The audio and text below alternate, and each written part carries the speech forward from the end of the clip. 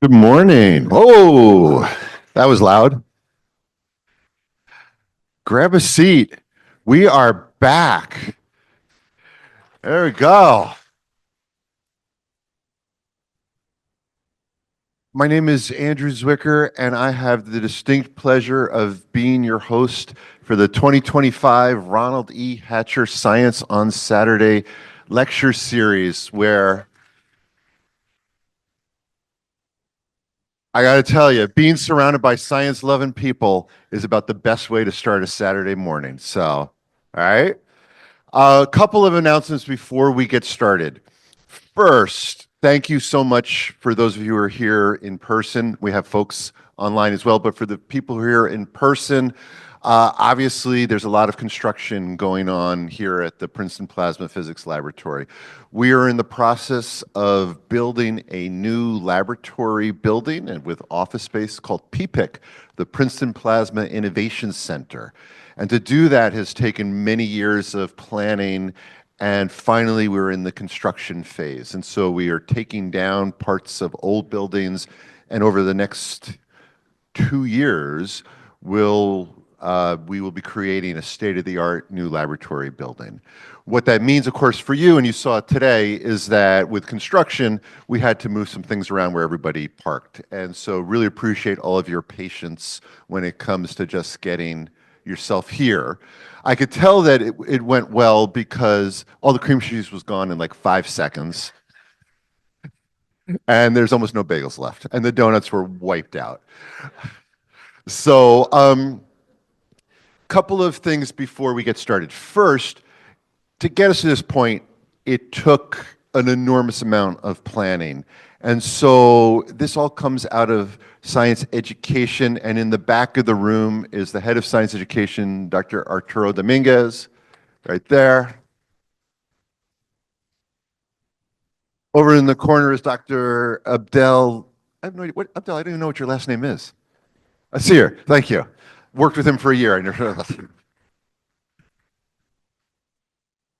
in the corner are two people who really are the brains behind everything here. Britt Albuquerque. No. Britt first. Britt, raise your hand. And the person who has been leading the planning of science on Saturday for 15 years now, I think, is Didi Ortiz.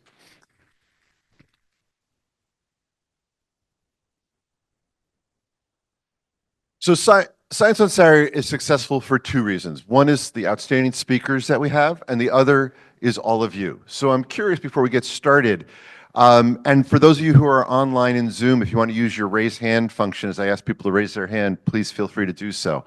How many people are here for the first time? Raise your hand if you're here for the first time. Welcome. Welcome. And to online as well, welcome. Okay.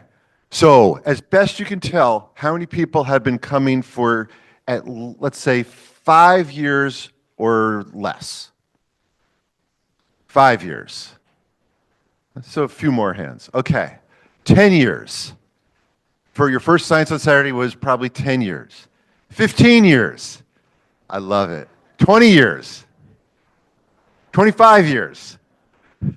30 years. Anybody 30 years? Where's TK? Come on. TK might have been here for 30 years. I saw him there he is, right? TK, you've probably been here since day 40 years. TK, you should raise your hand anyway.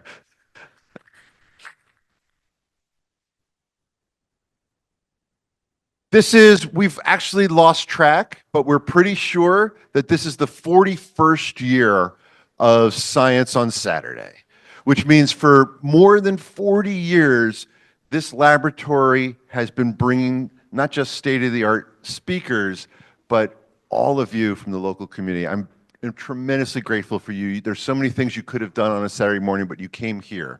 So thank you so very much. So a couple of things, and then we're going to get started. Harry, can you put the slides up again? So first of all, I always start the first lecture this way. This is the Ronald E. Hatcher Science on Saturday lecture series. Ronnie, some of you were here long enough to know that Ronnie was a host for many, many years before he tragically passed away. but and it's why we named it after him. Ronnie was an electrical engineer who was responsible for building some of the most complicated electrical power systems to power, in particular, the fusion reactors that we have here. He loved this program. He poured himself into this every single year, and so when he passed, it was, I thought, a fitting tribute to name this lecture series after him. He was really a remarkable person. Nope. Next slide, Harry, maybe? Can I do it from here? Uh, as everyone's favorite scientist says, welcome back. We know this is the reason why you're actually here. All right. Could you imagine? At one point we were like, oh, should we like cut up the bagels and donuts? And it was like, no one would ever come, right? So, as always, right? It's wintertime. We continue to be cautious and take care of everybody when it comes to health. Masks are, of course, always optional. If we ever reach overflow, then people will go into the cafeteria. We ask that you hold all questions until the end, both online and here, and then want to make sure we do. We'll have people, when we get to the Q&A, passing microphones around, because without a microphone, the folks online won't be able to hear you. So just wait and raise your hand. We'll get you a microphone. You can ask your question. And then if you're on Zoom, you do use a raise hand, and I'm happy to call on you that way. So our first, I don't know if we can get rid of this little thing here. First one, I'll come back to this in a second. This is today. But hey, Harry, can we get rid of the little thing covering up the titles? Thank you. Next week, just very quickly, I'm really excited about the lineup that we have, but we'll do the science and art of polling next week with Patrick Murray from Monmouth University. We'll talk about the problems of microplastics and how can you get microplastics out of, in particular, our water. The chances are that all of us currently have microplastics in our bodies. Scientists are quickly finding this out. And so we'll have a really interesting conversation and lecture about that. Then we'll start, of course, we're moving into a quantum world. And so how do we start to do quantum level analysis and deep learning in biomedical research? For those of you who either are driving an electric car or using batteries of any kind, how can we start to be more purposeful when it comes to recycling lithium in particular? What's up with quantum computing? We heard about it. When will quantum computing be real, and what are the problems that it can solve? What's the enormous potential? And finally, what do we know about mental illness and the brain? I think that's the last one. Yes. Okay. Today, though, you might as well come on up now. Today, it is my pleasure to welcome Dr. Jongsoo Yoo, who is a research physicist here at the Princeton Plasma Physics Laboratory. You can see his bio up there as he mics himself up. All right. But today we're going to hear about an experiment called FLARE and coronal mass ejections and magnetic reconnection and some really fascinating phenomenon about the surface of the sun. You on? I think so. Do you hear me here? Yep. That's good. Okay. And so with that, would you please welcome Dr. Jongsoo Yoo to Science on Saturday? Good to see you all. Yep. Yeah, I have to ask you 3 questions first. Oh, sure. Go That's ahead. right. Yeah. He's ready to go, but I told him there are always 3 questions. No For those of you who are here for the first time, I asked the same 3 questions to every speaker. I got this from Ronnie as well. These are 3 incredibly difficult questions. So first, Okay. share with everyone, when did you first get interested in science?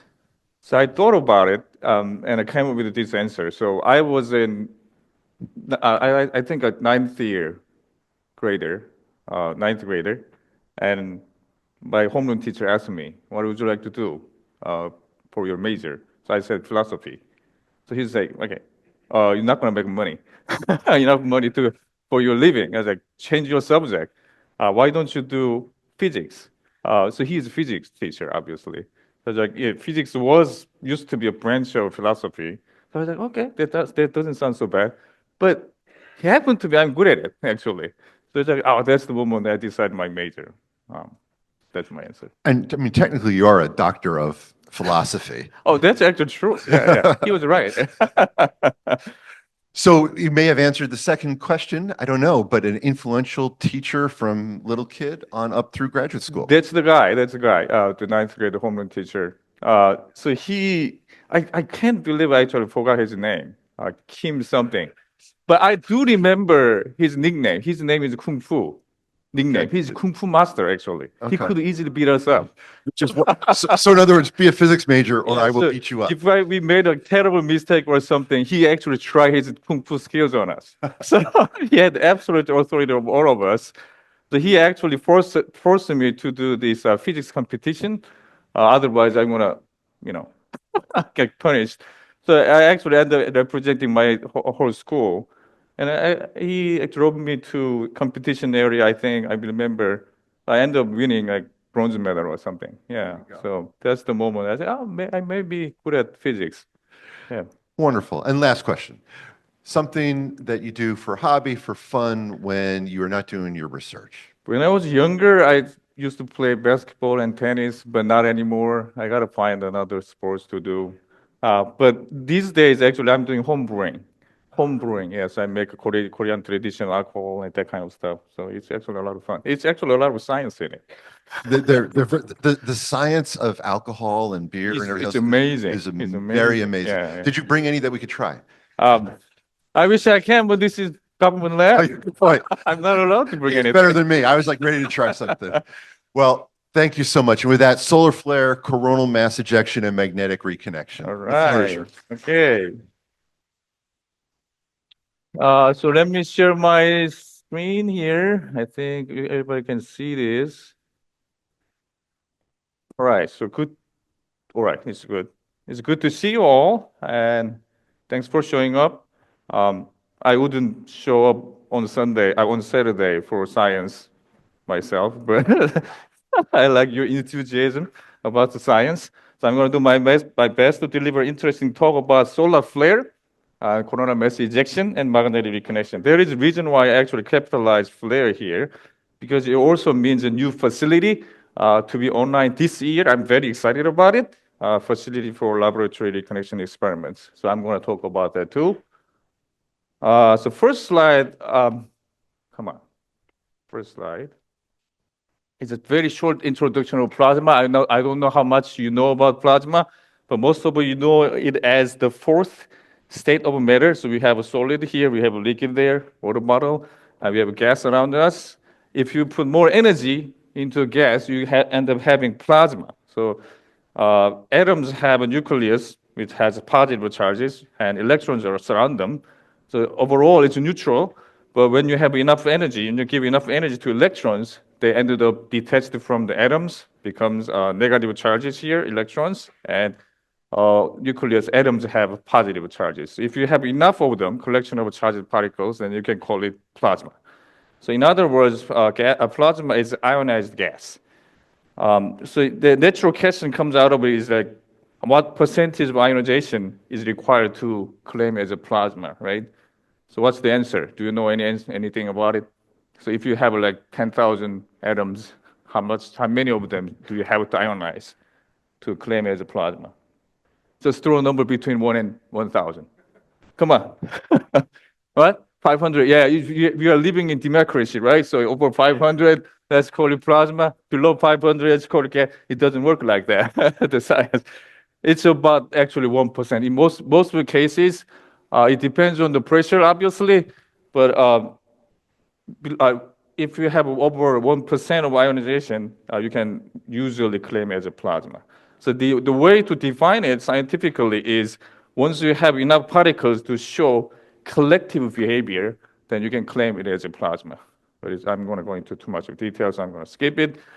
So on Earth, around us, there is a lot of solid liquid gas, but when you go to the universe level, plasma accounts for more than 99% of the known material in the universe. So why was claimed that? Very simple question. So take example of a solar system. Then you can get an answer. Sun, that's right. Sun is like 99.978% of the entire solar system. And sun is a gigantic plasma ball. So that's why we can claim, okay, known material. The reason why I say known material is that we exclude dark matter because we don't know what it is. And we are absolutely sure that it's not the plasma. So because it doesn't interact with electromagnetic force. So 99%, that's why. So this stars are in plasma, and this interstellar medium is plasma because it's stuff from the sun, from the stars. And also intergalaxy medium is also plasma. So that's why we can claim that 99% is in the universe is in plasma status. Another interesting fact about the plasma is that universe is actually filled with photons from the plasma, from the early plasma. So like shortly after Big Bang, that means like several 100,000 years after the Big Bang, the universe is a very dense plasma soup, basically. And there was radiation, black body radiation from the plasma. We still see the light. That's the cosmic microwave background, CMB. So that's another interesting factor about the plasma. And we do a lot of applications of plasma in the industry. So without plasma, I don't think we can have this cell phone, decent cell phone. Semiconductor business, there's etching process, we use plasma. So we put the patterns on the wafer, we use plasma. There is a lot of surface treatment, including coating, is done by the plasma. And medical device, we do the sterilization using plasma. It's actually faster. You don't have to put it in a hot water, so it's a lot better. And another good example is nuclear fusion. So this entire lab, not entire, more than 80% of the engineers and researchers are working on nuclear fusion. We try to create clean energy by fusing lighter atoms into heavier atoms. But I'm not going to talk about that today. All right, so the point is that plasma is everywhere. So you see this lightning is also related to plasma. You break down the air, and then there is a lot of current from the ground to the cloud. That's the lightning. And neon sign, fluorescence light, aurora, solar wind. Solar wind is actually plasma particle coming out of the sun right there. So we're going to talk about aurora today. And as I said, solar corona is a plasma, obviously, it's from the sun, and sun itself is also plasma. And there is a inertial confinement fusion and magnetic confinement fusion. Okay, before I proceed, I'd like to actually do some demonstration making the plasma. It's actually a good place to be here, right there. So I'm going to put this stuff on this. Harry, can you? I'm going to stop share. Oh boy, it's too much of trouble probably. And I'm going to write down. Come on. So you can see the plasma better. Oh, the light doesn't go down. You got it? Okay. So this is the bulb. It was popular like 20 years ago. Do you remember this guy? Yeah. We don't use that anymore. So this bulb is actually designed such that you make this gas, there is very little gas, almost a vacuum, into plasma. It's supposed to light up. So if I actually turn it on, that means that I actually made a plasma. Okay? How would you make a plasma out of this? What would you do? You'd like to put in a socket, right, and connect the electricity. But I don't know what it is, but you make it close to this box, then it lights up right there. So what's in the box? That's the question. That's the question I'm trying to answer. You should answer that. There is something in the box, obviously. I can make something out of nothing, obviously. So what's your best guess? What's in the inside? Magnet? No. You think about it. You put a magnet here in your pocket, and can you just turn it on? No. If you move magnet like 100 times per second or something like that, maybe you can turn it on. Exactly. Oh, we got the right answer. There is some electric field they break down the gas into the plasma. So, if I take it out, then you're going to understand what it is. So it's a plasma ball, this guy. I remember this guy, right? Yeah, that's the what it is. And the reason why actually this bulb reacts to that has nothing to do with the plasma. Actually, it reacts to the electric field from this. You in the middle of this sphere, you see a small ball, right? Red kind of ball, right? Inside of that, there is RF generator, radio frequency electric field generator. So when you put this bulb close to this sphere, plasma ball, then electric field becomes larger. If the field is big enough to break down the gas, then it lights up. It's right there. So that's what it is. So it's a simple thing, but you can, study physics out of this simple phenomenon. And another question is, when you put your hands on it, it becomes different, right? So how can you explain this thing? So that's the power of physics I learned. If you understand physics, you can explain things, this kind of phenomena. So you put your hands on, then it becomes like one strong line, right? How would you explain that? That's like a 70% correct answer. Even though I'm not grounded, I think I can still do that. So my body, compared to the air, has a lot less impedance. So there is a lot of current try to flow from my body. This is AC current basically. That's why even though I put if you unground me, I still what is it? This strong line is still gonna form. So that's one. And another question to you is that, too many questions probably. If I put my two hands on the side, what's going to happen? See, split or one. It's actually very interesting. When you put your hands on like that, it's going like that. It's going back and forth. So how can you explain that? This is kind of a tough question, actually. It took me 5 minutes to figure it out. So if you want to understand this phenomenon, you got to understand this one first. If you put your hands on the side, see how the plasma is actually moving. What is it doing? It's trying to go up, right? Try to go up, and looks like it breaks down and form another plasma line on the bottom, right? If you understand this, then you can explain this. Why is the plasma line trying to go up? It's very simple.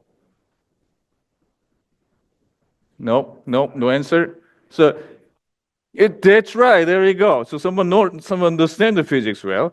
So the plasma is actually higher energy status than the gas. So you end up heating the gas around the plasma, and the lighter gas try to go up. So and try to bring the plasma with it.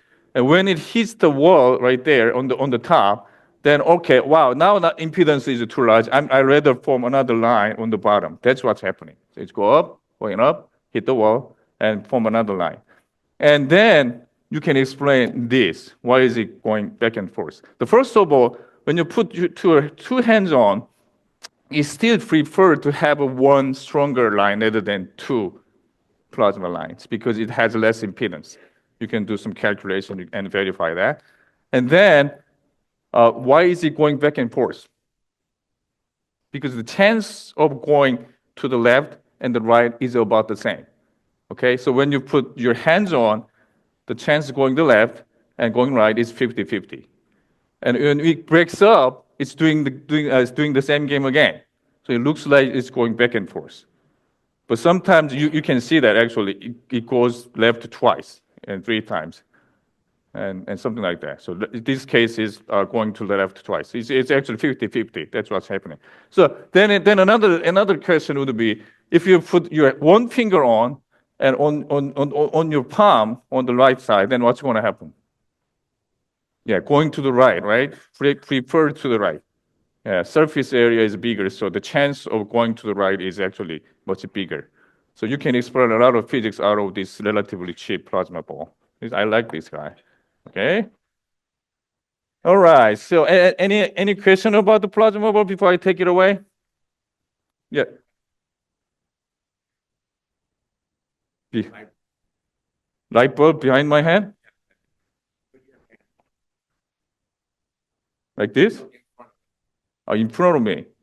Oh, yeah. So it's preferred, the energy preferred going through my body rather than, yeah, it doesn't nearly go to the bulb. That's right. I suck up basically all the power. And I'm not sure I have a time to talk about the other guy, but I'll try. So I also actually had a question. So if I can light up, I just don't see any right there. So can we light up LED out of this plasma ball? That was my starting question actually. What's your answer? So this is a LED bulb. It's hard to see, but do you see? Oh, I just gave you the answer. Its answer is yes. So it's like, yeah, this LED has nothing to do with the plasma, but we can still light up. So it does actually respond to the electric field. Electric field, it generates AC current. Electric field generates AC current such that you can light up. And that's it. And another question maybe, I actually brought my second gadget, which is, where did it go? Oh, this guy. It's called Tesla coil. It's not really Tesla coil, but it's like modern version of Tesla coil. If you do that, then you can actually break down the air. This is the plasma. That's actually plasma. You see this thing? It's very hot actually. So this is very powerful. This Tesla coil has a lot of power in it. That's why it looks like actually you light it up, right? And the electric field is strong enough such that you can break down the air. This is the plasma. I wouldn't recommend to touch it. So actually, it responds to my voice. If you can see well, something like that. It actually changed the shape. So you can actually generate the sound wave out of this plasma. That's another cool experiment, but I'm not going to do that. Okay? So I'm going to move on because we have to cover the content here. But now you can actually explain a lot of things about the plasma ball. So I do recommend buying one. All right, so let's move on. The next topic would be the sun. Structure of the sun. So I'm going to cover that mostly over the next slides. But I'd like to emphasize the name of this thing, sunspot. Sunspot is the spot. It looks like darker. Actually, it's darker because it has a lot of magnetic field energy in it, such that the plasma temperature and density is lower around it.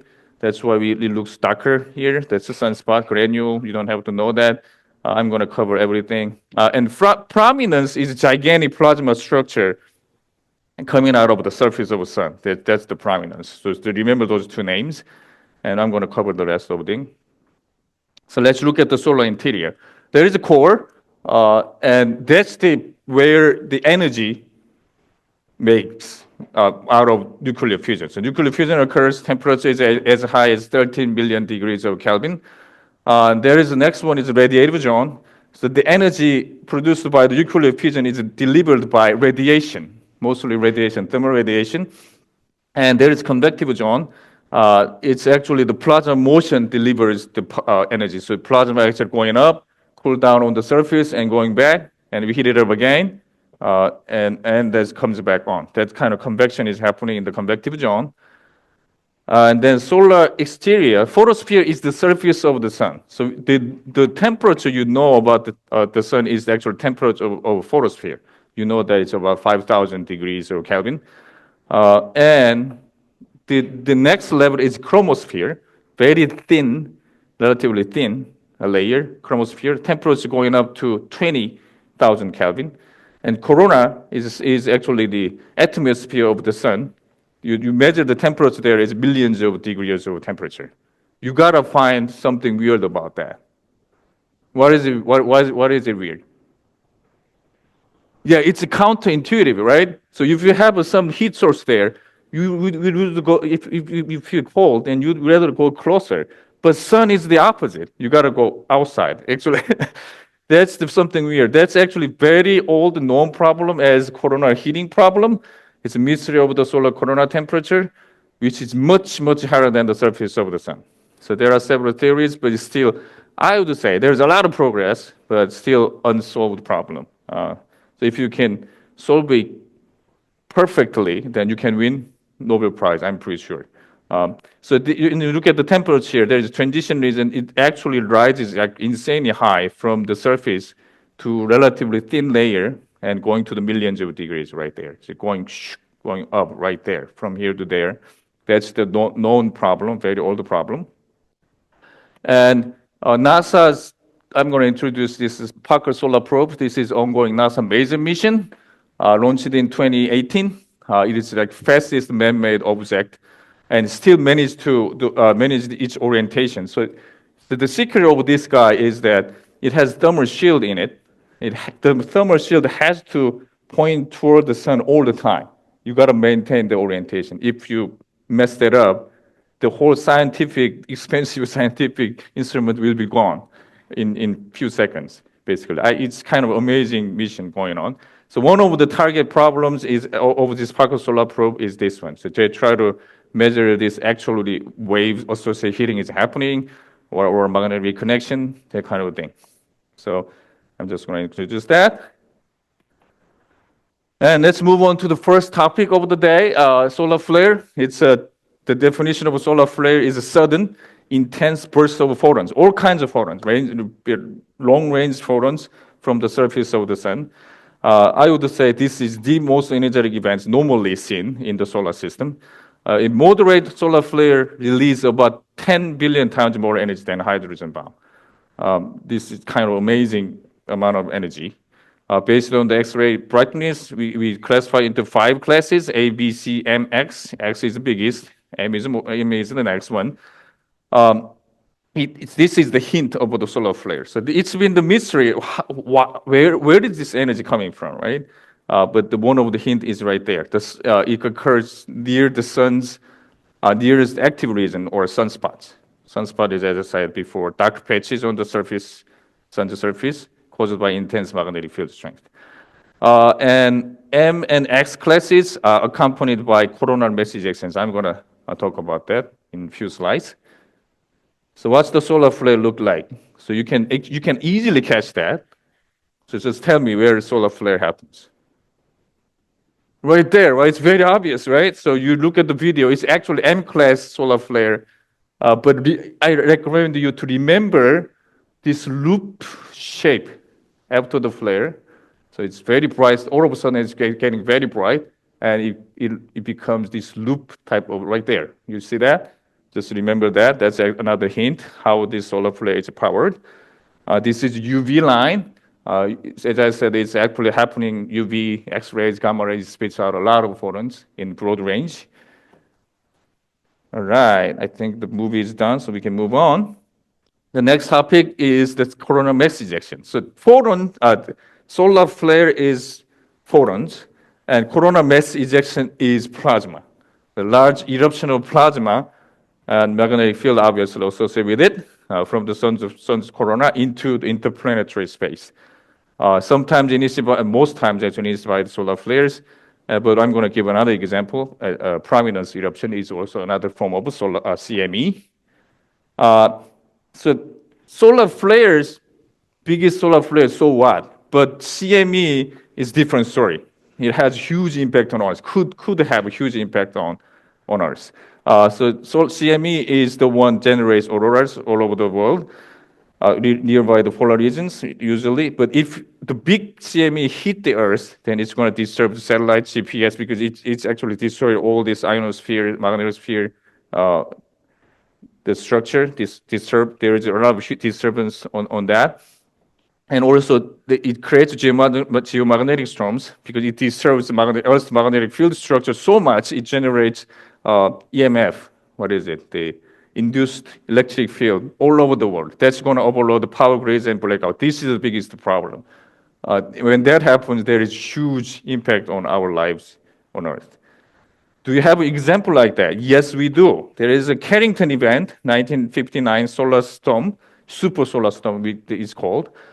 Around the noon of September 1st, 1859, those two English guys actually observed it and just write down their note. Oh, wow, I never seen this kind of massive solar flare before. Let's write that down.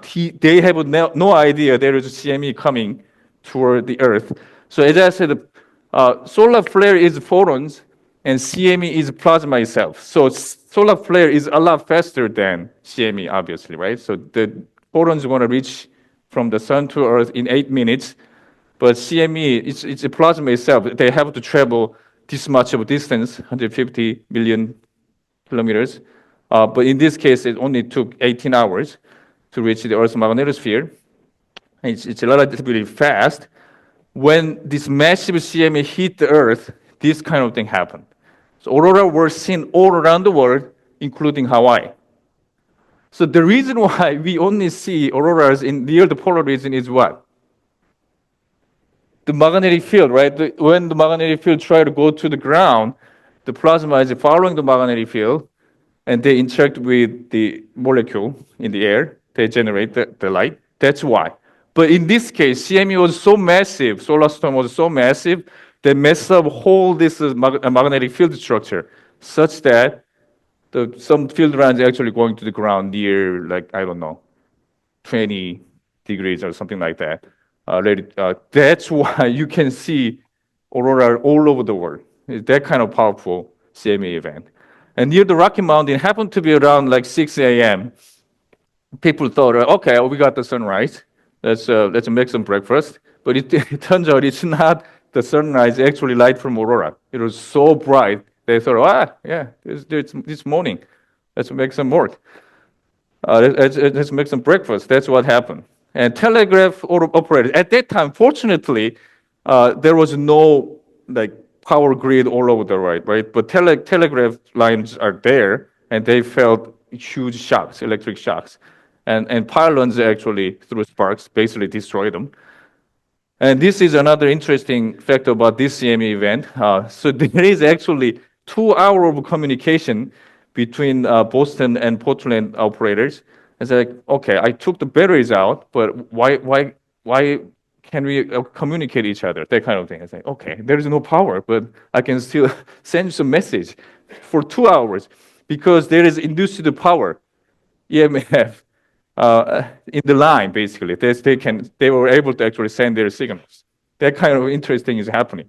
But sounds funny, but if this kind of thing happens modern days, it's going to be enormous. There is a similar CME in 2012, but fortunately in this case, it missed the Earth in the margin of 9 days. So Earth is actually not in the angle of this CME. So fortunately, it didn't hit the Earth. But it's estimated to be comparable to the Carrington event. If that hit the Earth, the economic cost to the US only could be up to $2.6 trillion. The reason why it's so high is that it's going to destroy all the power lines, right? And then economy stops. So without the power, what would you like to do? You can, except farmers maybe, you can't do anything in these modern days. So you got to take it very seriously. There are a lot of researchers actually try to forecast this kind of space weather. That's one of the reasons why they do that. All right. And there is reason, even so you don't worry too much about CME. The chance of Earth hitting by a CME is actually relatively low. Why is that? CME happens a lot, actually. Every day you may have CME here and there.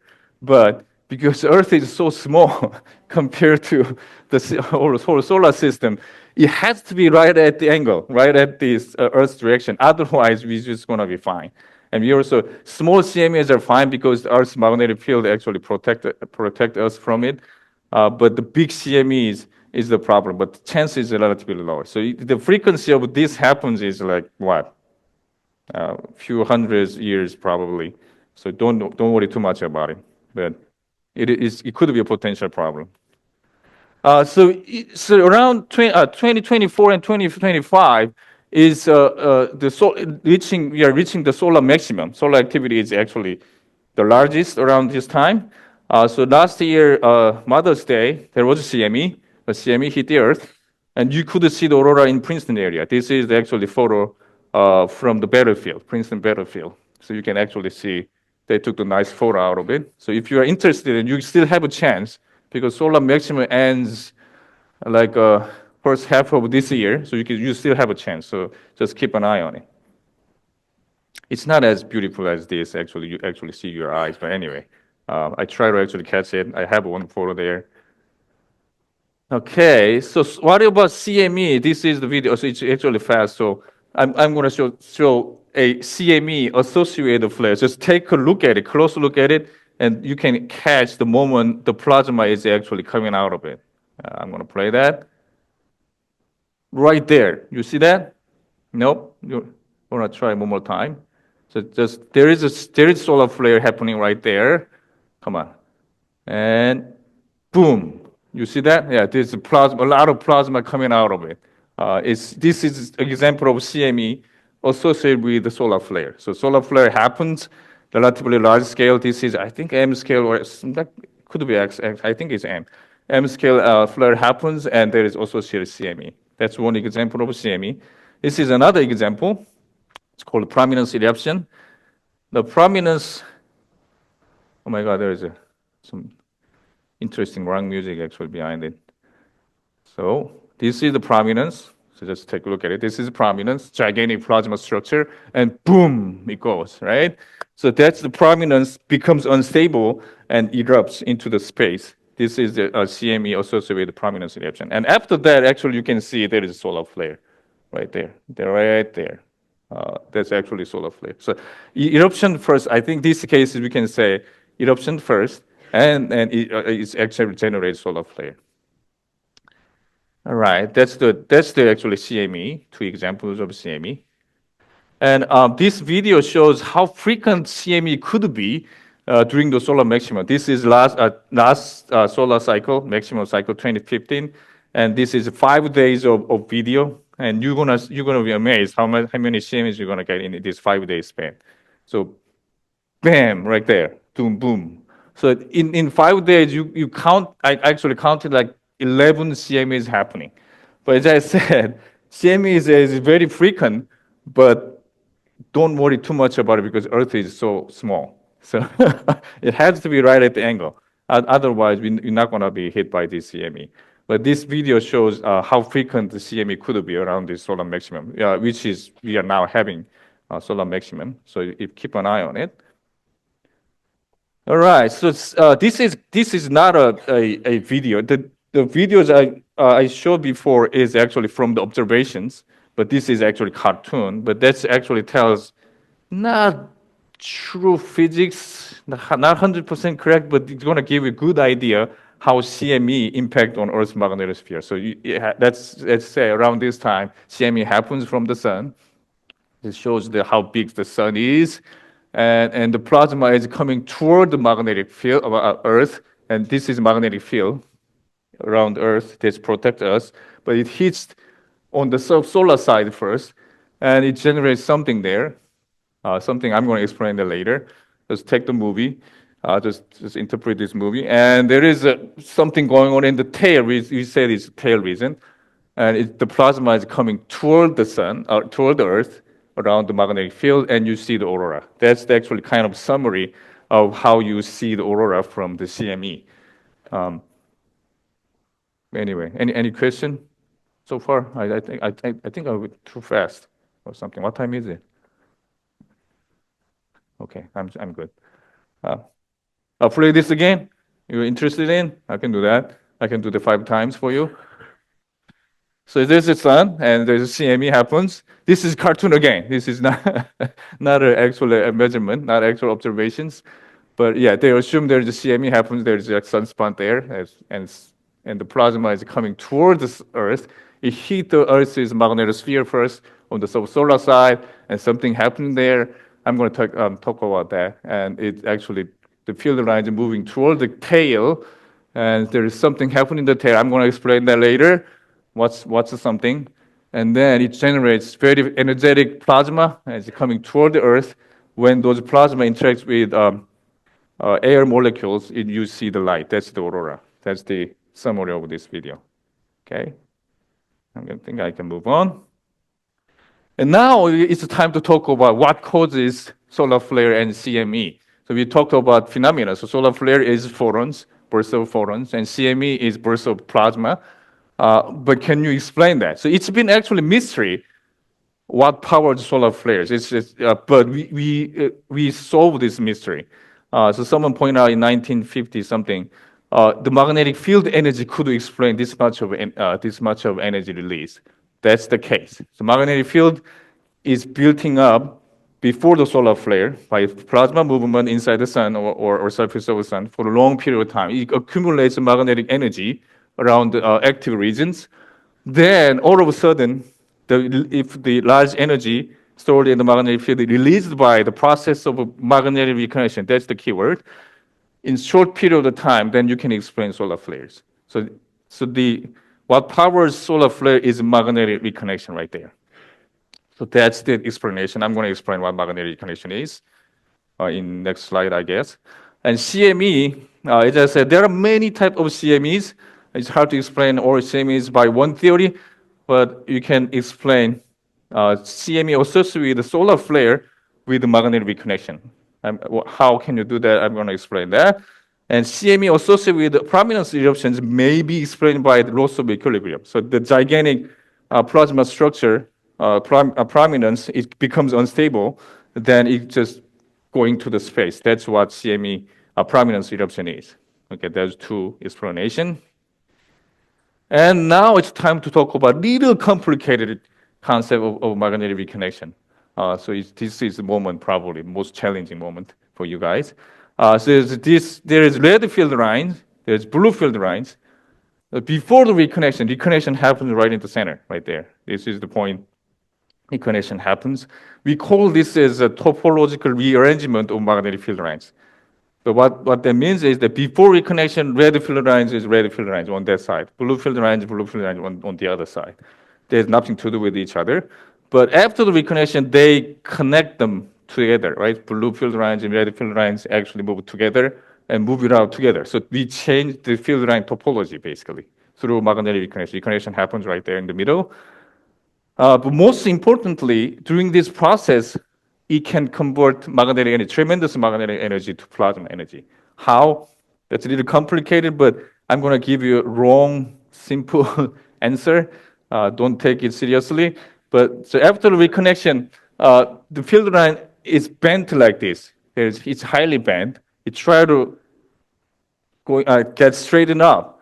When that process happens, you think about the slingshot, sling effect.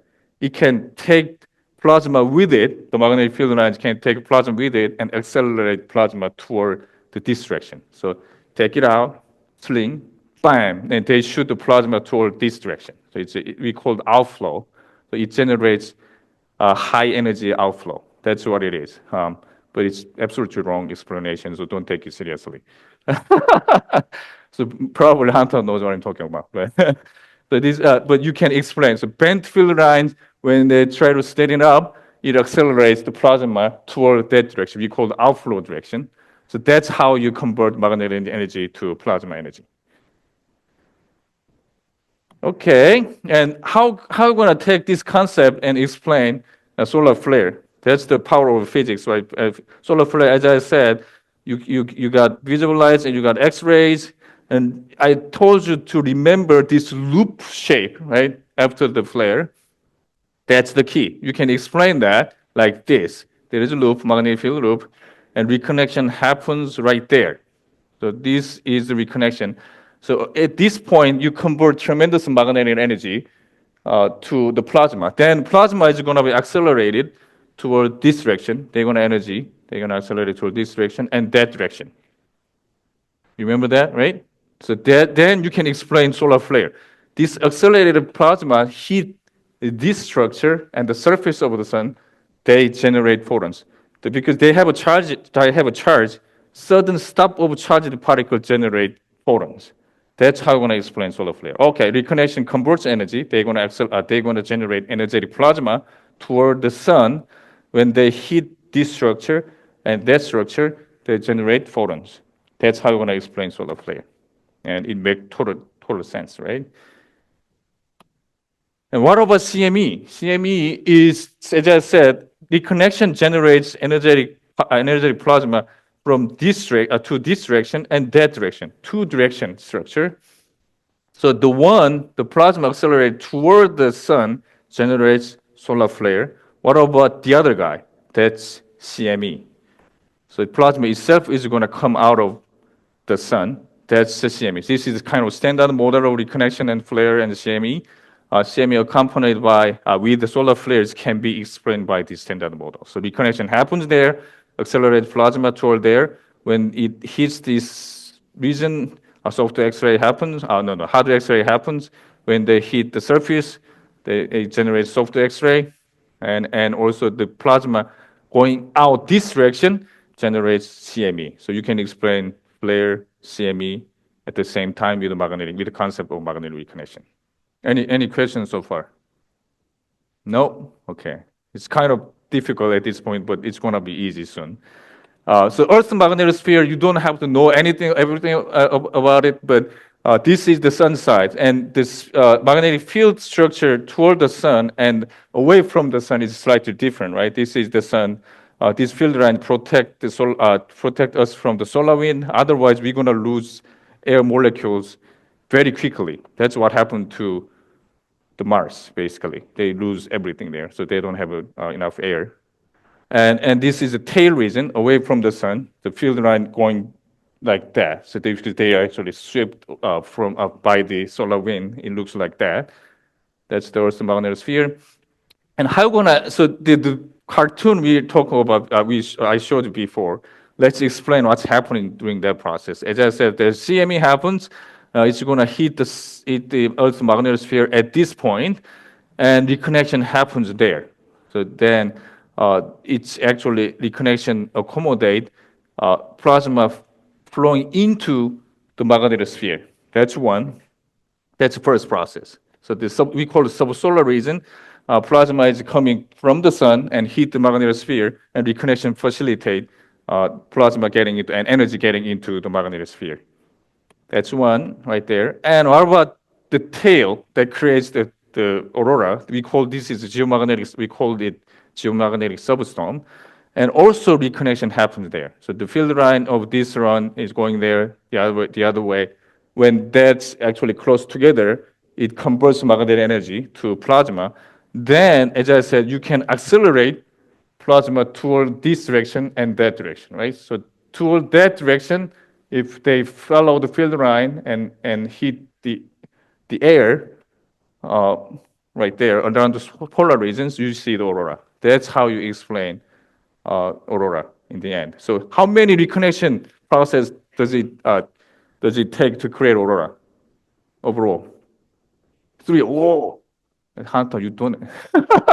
Yeah, 3 is correct. The first one is actually creating CME initially. That's one. The second one is this one. So solar region, right there. You put the energy, plasma, into the magnetosphere and is sending the energy toward the tail direction. That's the second. And third one is finally those plasma and magnetic field is able to accelerate plasma toward the Earth, and then you create aurora. So 3 major reconnection processes you can actually explain the aurora itself. Okay? And the one that goes toward this space is just moving out. That's how you actually maintain magnetosphere structure. So you put it into plasma, it has to go away, right? So that's why this process actually stabilize the density in our ionosphere and magnetosphere. And that's how you explain this whole process. It's oversimplified, obviously, but okay. And this is the moment to explain what I do in this lab. Any questions so far? No, right? So I tried actually my wife twice, but never worked out. So this is what I do. We call it plasma astrophysics. We are plasma physicists, and with knowledge of plasma physics, we try to explain astrophysical phenomena, such as magnetic reconnection. This is what I do, magnetic reconnection. And dynamo. Dynamo is the process you create magnetic field in the plasma, moving plasma. So you convert plasma kinetic energy to magnetic field. This is the process. Magnetic rotational instability is the one how you create accretion disk efficiently, accretion disk problem. And collisionist shocks, it's everywhere in the universe, and they are very efficient in generating energetic particles. And that's actually specifically what I do. We design and do laboratory experiments dedicated to astrophysical problems. So we design it, we made an experiment, and do the experiment and get the data, do the analysis. That's what I do. Magnetic reconnection experiment. These are the examples of experiments we are doing. MRX is one example. I'm going to show you some data from MRX. And then another topic of today is facility for laboratory connection experiment, FLARE. And terrestrial reconnection experiment, T-REX, is in Wisconsin medicine. MRI experiment is actually at PPPL. And there are many high energy density meaning they create very dense plasma by interaction, through the interaction between the laser and the material, and then try to study collisionist shocks and reconnection, that kind of thing. It's actually getting very popular. Okay, and I'm going to introduce MRX here. Since 1995, it's been a long time. It's been operating and it's still generating good data. And we are running MRX to do NASA projects and also LDLD projects, something like that. And it has like mid-sized chamber there. So the dimension along this direction is like 2 meter. Diameter is 1.5 meter, relatively small machine.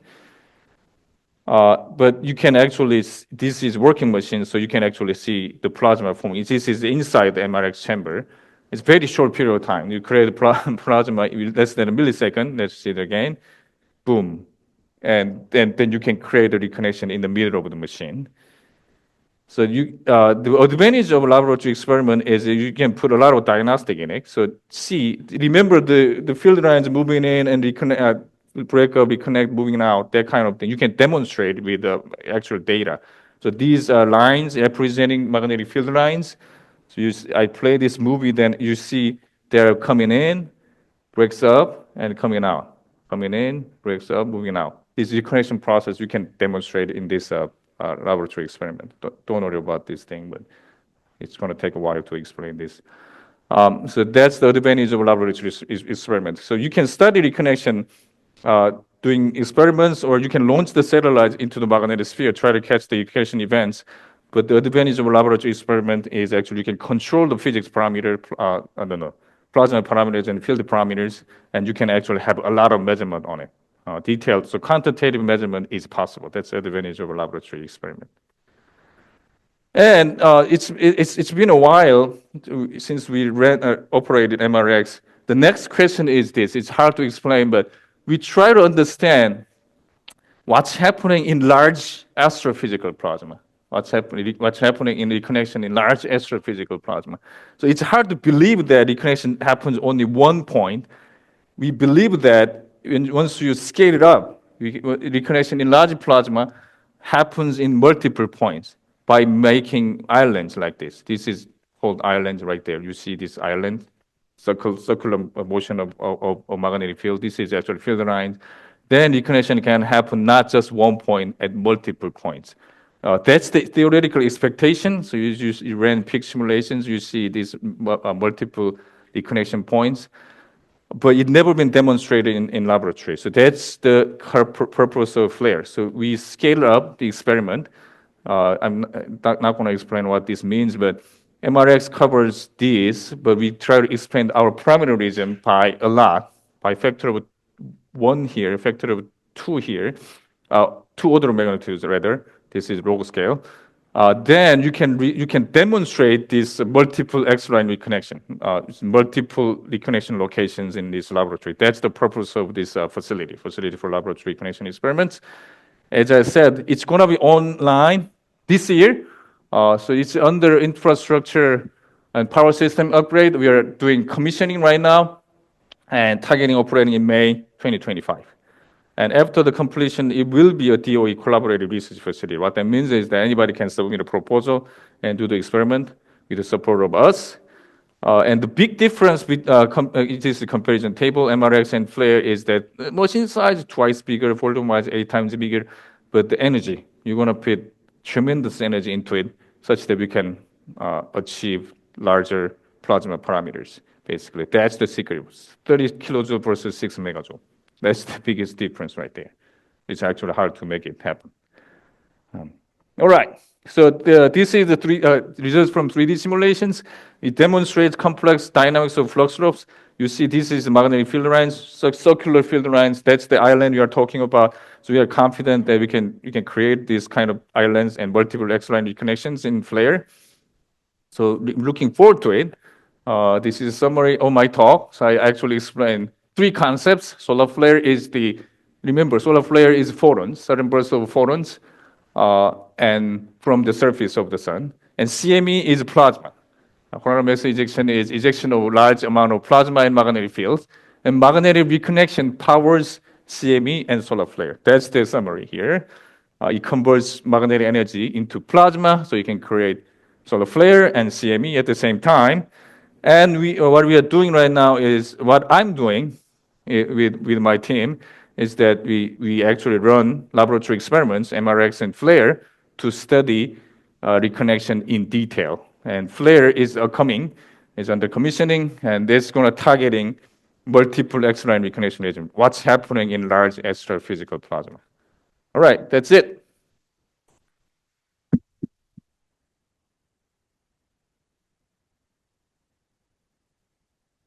Yeah. Thank you so much for just kicking us off with what a wonderful talk. If you have a question, we're going to start passing mics around. And so raise your hand. And if you're online, we'll put up on the screen and use the raise hand function. And I see our first question right in the back, right by Britt. Thank you very much for a very interesting explanation of things. Recently, there was a satellite that was flown into the closest approach to the sun. I introduced that. You missed that. You probably slept. Come on. How can you miss that? I actually, right there, the slide. I have evidence, strong evidence right there. That's Parker Solar Probe. That is the one that was. Yeah. So it approached last Christmas within 10 solar radii. That's actually an amazing thing. Yes, this is Parker Solar Probe. All right, another question? Yes. Can you say anything about the interaction between the sun and the interstellar medium, particularly at the heliopause and the surface of the heliosphere? Recently, actually, there is a lot of interest about that because Voyager just passed the boundary between our heliosphere and the interstellar medium. So we do believe there is also reconnection happens. There's a bow shock, also termination shock associated with it. So there is a lot of interesting physics coming out of it. Unfortunately, data is very limited, so there is a lot of simulation going on to understand how this termination shock accelerate particles, for example. Yeah. Right there, yeah. Thanks for the wonderful talk. Could you say a little bit about how magnetic reconnection affects particle reconnection, particle acceleration via Fermi processes? Yeah. You're talking about energetic particle generation? Yeah, particle So acceleration. the reconnection, so here. Via Fermi. As I said, there is acceleration associated with this field line movement. That's actually bulk acceleration. That's going to give you fast jet type of plasma. That's one. But you're talking about energetic particles, it's more complicated. There is a lot of particle motion going on. So it's too much of detail, but there's bent motion. And also someone says that this island is key to generate energetic particles right there. This island, when particles moving around this island structure, they do gain energy. That kind of complex process is going on. But the key is that reconnection converts magnetic energy. There is a lot of converts magnetic energy. There is bent field lines because due to the process of reconnection, and those bent field lines are good for generating energetic particles and accelerating plasma. So that's the key. So reconnection before reconnection. So and I'm going to give you more. It's because you're nodding your head like that. Come on. I don't understand that kind of gesture. So before the field lines, before the reconnection, the curvature of field line is actually small. And after the reconnection, it's highly bent. That's the key. That bent field line is good for generating energetic particles. When they move it out, but as I said, this is wrong explanation. It's actually electric field that accelerates plasma, but that's actually too much of detail. But generally, it's bent field line is good for generating energetic particles and accelerating plasma. Told it. Okay. Hi. Yeah, I have a relatively simple question that you alluded to. You're saying that it takes a time for the CME to reach the Earth. One day, usually, typically Yeah, 1 one to 2 day. days. Yes. So that's not a lot of warning. Is there anything, we saw in California, some people hardened their houses for wildfires and were successful. Are there any infrastructure improvements that would diminish our vulnerability to this sort of thing? Very good question. Actually, that's what physicists do these days, space physicists. So as I said, you're gonna get an idea. Wow, this massive solar flare in 8 minutes, and wow, happened to be toward Earth. Then you're gonna have 1 day to prepare for it. But if you elongated it to like 7 days, it would be a lot better, right? That's what they do. They're doing modeling such that, wow, this is gigantic structure building up, gigantic energy of magnetic field building up on the surface of the sun. It could potentially erupt. So that's called space weather forecast. So most physicists actually work on it, and so they try to make a good modeling such that not efficiency, correct. They can have a correct forecast on it. So there's someone claim actually 90% or something like that, but that's hard to believe. I have to dig it up. Yeah, so we are working on it. Yep.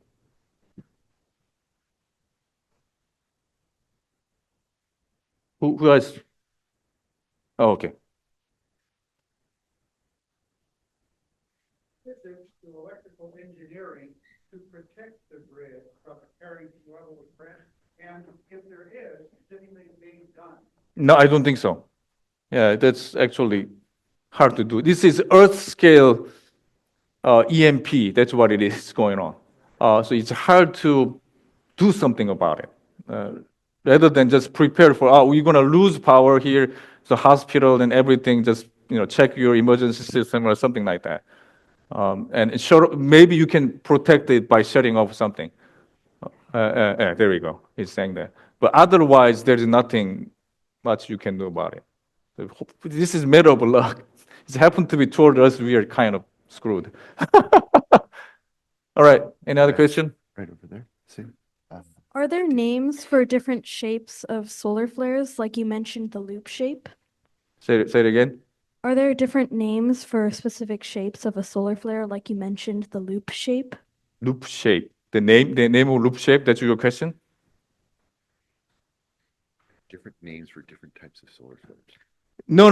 The solar flare is very typical. So as I said before, we classify into 5 classes based on the power, X-ray brightness. So A, B, C, M, X. X is strongest. M is like 10 times less stronger. That kind of. So the solar flare is very typical. CME has various types, but flare is kind of typical loop shape going on, and we can classify into 5 classify that into 5 classes based on the power. That's all. Dr. Yu, great presentation. I was just wondering if there is any, how much energy is in these flares, and is there any way to harness it? Oh, this is the answer there. 10 billion times more energy than a typical hydrogen bomb. So if you can harness it, you'll be fine. But unfortunately, that's hard to do. As I said, this is space scale is gigantic. So if you're gonna have like Dyson sphere or something around the sun to harness it, not gonna happen. Not gonna happen. Way in the. So, hello, thank you so much. The presentation was really, really very interesting. I have two basic questions again, and maybe a little extension to what was asked earlier. One is, like you said, the beautiful aurora that we saw in Princeton wasn't beautiful in naked eye.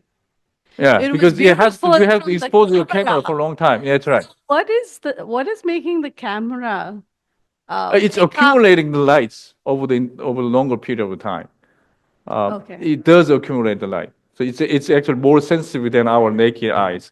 So yeah, that's the secret. So you gotta hold the camera for a longer period of time, then you're gonna end up seeing that. Yeah. Okay. And then the other question and extension is, for the places that do get more aurora flares, Uh-huh. are they, because I'm guessing that it does interfere with the electrical systems and things like that, do they have some sort of risk mitigation in place? No, I don't think so. Aurora is a very natural process. It's actually atmosphere protects us from the energetic particles. So those energetic plasma particles comes in along the magnetic field and they interact with atmosphere. They got absorbed by them. Most of energy absorbed by them. By those process, you excite those the air molecules. That's why you see the aurora. So you don't really have to do anything. If there is a huge amount of plasma coming in, obviously that's a problem, but otherwise you're fine. That's actually, that's we call solar storm. Those energetic particles, plasma particles coming in here and there, disturbing whole structure of Earth's magnetic field. Then you're gonna end up having like power grid disconnection and that kind of thing. Yeah. So otherwise it doesn't impact. Yeah, regular aurora places that- doesn't really do anything. Oh.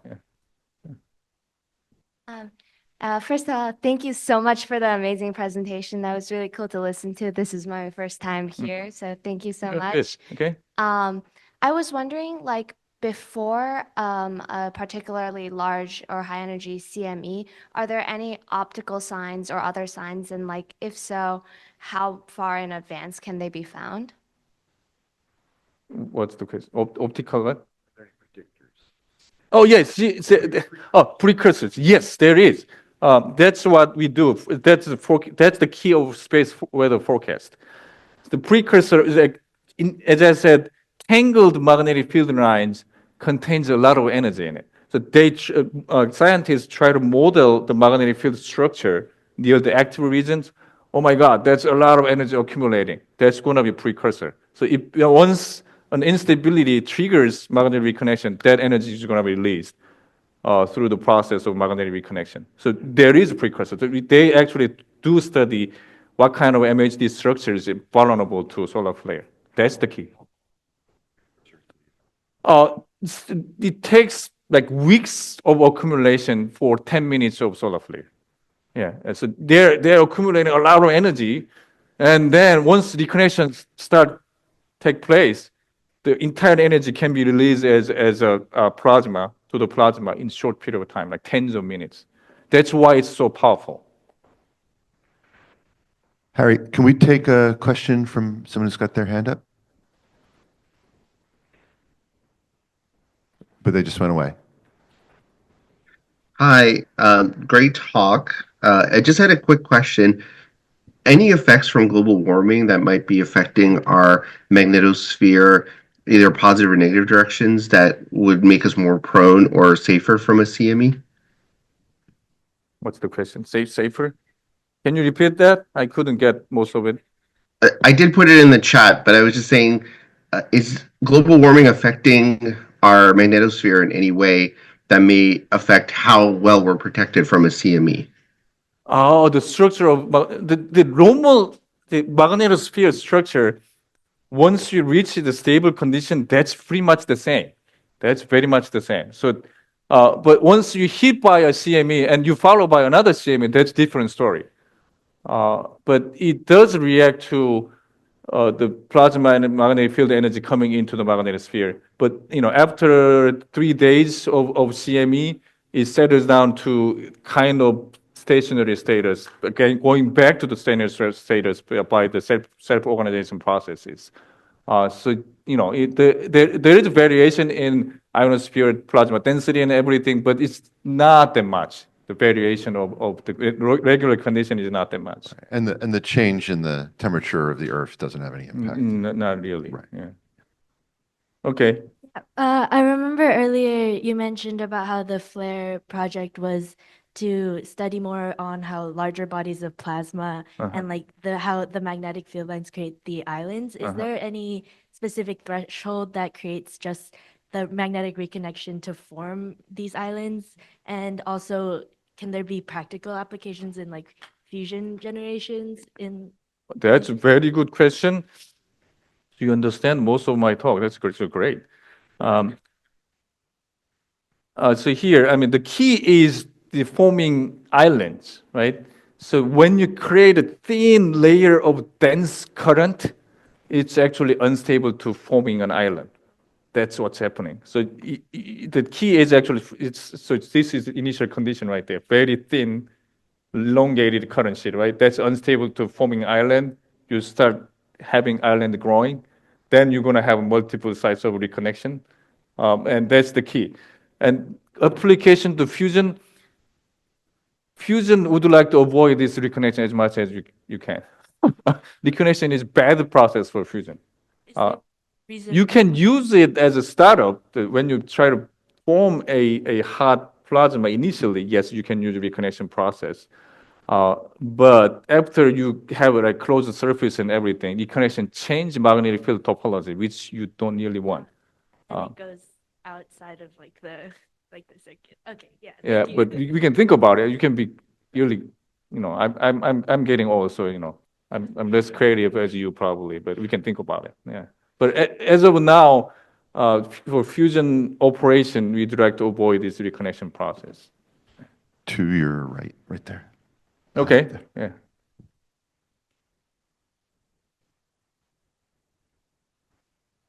Hi. I have a question about the points on the sun between which the solar flare occurs.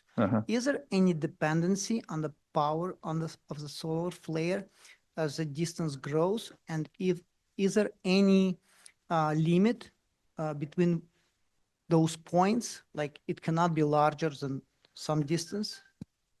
Very good question. It's like the earthquake. So here, you'd like to have reconnection process going on before you build up too much of energy, right? But you see my point? So if your build-up period of energy is longer, then you're gonna have more power when you have a solar flare. But that's actually like we call trigger problem when the connection got triggered. So that the chance of having 10 times higher solar flare is actually 10 times smaller, something like that, like earthquake. But you'd like to understand when the reconnection process kicks in. That's gonna limit the accumulation time, obviously. So you can end up creating like gigantic MHD, like larger scale structure, magnetic field structure. But scientists have to understand, okay, this structure is unstable to something that's going to lead to reconnection process. So that's actually very interesting active research area right now, which is called the onset reconnection problem. Not easy. That's why it's still ongoing. Yep. I hope that answers your question. So we've got a question right over here. Go ahead. Yep. Okay. Your question. So if you had like a powerful telescope or just like a normal telescope, would you be able to like take a video of a coronal mass ejection from Earth? When you have a complete eclipse, you can actually see the corona from the Earth.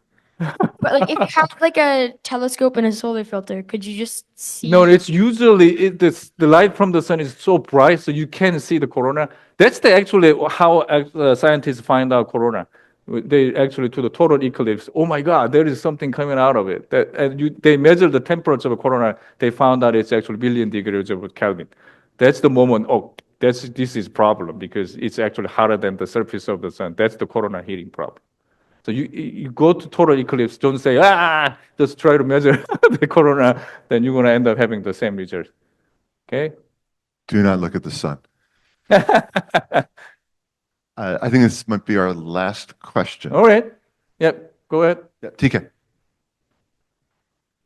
Oh, Might be our last two questions. uh-huh.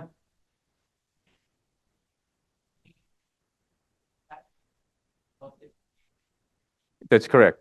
That's their expectation. They don't have evidence for that. They don't have a supporting measurement for that. Mm-hmm. Mm-hmm. Mm-hmm.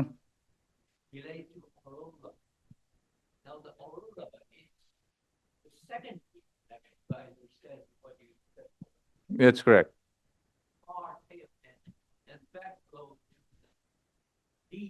Mm-hmm. Mm-hmm.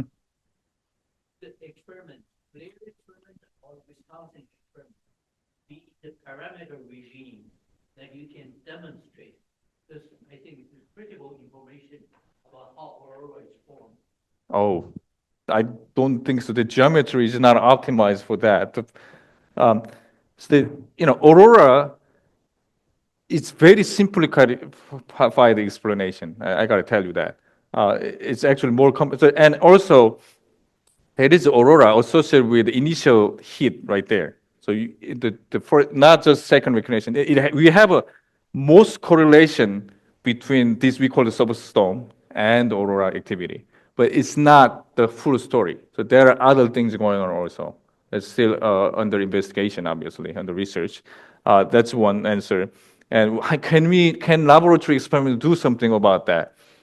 We could. There is like Tarilla experiments going on. So try to simulate the whole Earth's magnetosphere. Otherwise, it's gonna be hard to address that whole process in flare, I guess. Not easily. You're gonna flare gonna understand what's happening in locally. So here we're going. That's the acceleration process. We're gonna get that. But to have this true aurora thing going on, we have that dipole field right there, right? That's not the initial target of flare at this moment.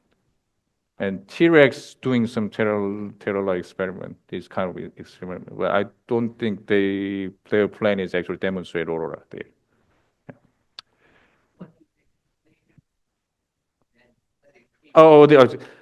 So here, this is their interpretation. Carrington event is that, where is it? Carrington, actually earlier.